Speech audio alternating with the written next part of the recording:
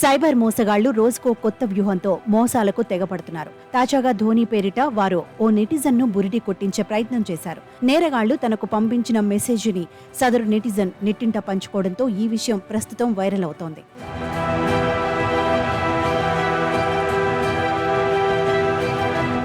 చిక్కుల్లో పడ్డ ధోని చేబదులు కోసం చేయి చాచినట్టు నమ్మించేందుకు నిందితులు ప్రయత్నించారు. నేను ధోనిని, రాంచీలో చిక్కుకుపోయా. నా ప్రైవేట్ అకౌంట్ నుంచి మెసేజ్ చేస్తున్నా.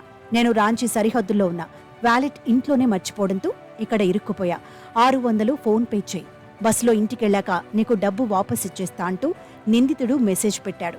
నెటిజన్ను ముగ్గులోకి దింపేందుకు నిందితులు ఈ మెసేజ్తో పాటు ధోని ఫోటోను, అతడి స్లోగన్ విజిల్ పోడును కూడా జతచేశారు. ఇది చూసిన నెటిజన్ షాక్ అయిపోయాడు.